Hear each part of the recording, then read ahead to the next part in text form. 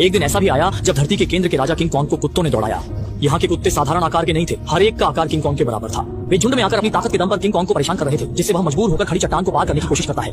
लेकिन ये भेड़िए भी अपने शिकार के लिए जान लगा देते हैं। किंग कॉन्ग 3 कदम पर पीछे मुड़कर दौड़ता है, लेकिन सामने फिर एक खड़ी चट्टान आ जाती है। अब कोई रास्ता नहीं बचा था, पीछे से भेड़ियों का झुंड उसे घेर चुका था।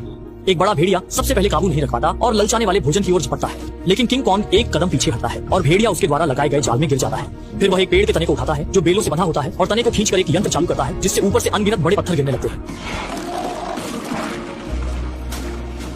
भेड़ियों का बड़ा हिस्सा तुरंत मारा जाता है या घायल हो जाता है। किंग कॉन्ग जानता है कि वह अभी भी कमजोर है, इसलिए वह पास की एक भेड़िया को पकड़ता है, सिर के ऊपर उठाता है और जोर से खींचता है। भेड़िया कमर से 2 टुकड़े हो जाता है। इस बार डराने का असर बहुत जबरदस्त होता है। बाकी बची सारी भेड़ियों की टांगें उसके डर से कांपने लगी और किंग कॉन्ग अपने बालों को खून से हरा होते देखता है, जिससे वह बहुत असहज महसूस करता है। सफाई पसंद होने के कारण वह तुरंत झरने के पास नहाने जाता है। नहाने के बाद 2 भेड़ियों को रात के खाने के लिए पकड़ता है, लेकिन जैसे ही वह खाने की तैयारी करता है, एक तेज चुभन वाला दर्द उसे घेर लेता है। असल में गोरिल्ला को भी दांत में कीड़ा लग सकता है और इस समय एक छिपकली उसका खाना छीनने आ जाती है। धरती के केंद्र में किंग कॉन्ग की हालत सच में खराब है। कभी भेड़िए पीछा करते हैं तो कभी खाना छीन लेते हैं, और अगर खाना है भी तो दांत दर्द के कारण खा नहीं सकता। अचानक किंग कॉन्ग को अपने जैसे किसी की चीख सुनाई देती है। वह उत्साहित होकर आवाज की ओर दौड़ता है। एक चक्कर लगाने के बाद वह थोड़ा निराश हो जाता है।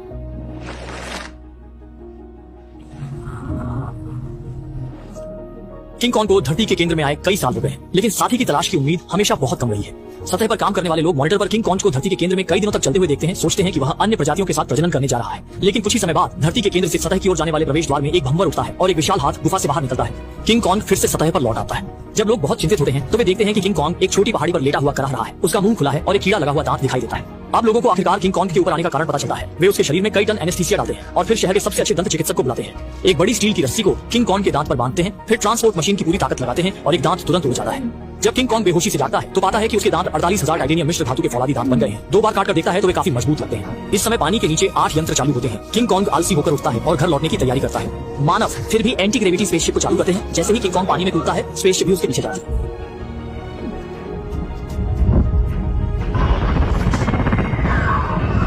जब सभी लोग अपनी आंखें खोलते हैं तो स्पेसशिप पहले से ही धरती के केंद्र में पहुंच चुकी होती है। किंग कॉन्ग बेसब्री से घर लौटकर स्वादिष्ट भोजन का आनंद लेना चाहता है, जबकि स्पेसशिप पर लोग बिजली के पक्षी के हमले से चिंतित होते हैं। वे स्पेसशिप का रंग बदल देते हैं और सफलतापूर्वक नए परिवार में घुल मिल जाते हैं। फिर वे धरती के केंद्र के पहले चौकी पर पहुंचते हैं, लेकिन यहाँ की हर चीज पूरी तरह से नष्ट हो चुकी होती है।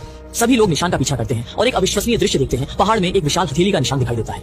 ये स्पष्ट रूप से किंग कॉन्ग का काम नहीं है, क्योंकि जब चौकी पर हमला हुआ था, किंग कॉन्ग सतह पर इलाज करवा रहा था। जब वह घर लौटता है तो तुरंत कुछ गड़बड़ महसूस करता है। इधर उधर सूंघता है और गुफा में एक अजनबी गंध पाता है। वह एक बड़ी चट्टान को हटाता है, अंदर छिपी हुई युद्ध कुल्हाड़ी निकालता है और गंध का पीछा करते हुए एक नई दरार तक पहुंचता है। किंग कॉन्ग बिना कुछ कहे सीधे कूद जाता है। पता नहीं कितनी देर तक फिसलता रहा, आखिरकार धरती के केंद्र में पहुंच गया। वह कुल्हाड़ी की रोशनी का उपयोग करता है और जमीन पर कई सितारों के सिर देखता है। गुफा के झरने को पार करता है और सामने एक अनंत दृश्य दिखाई देता है। इस समय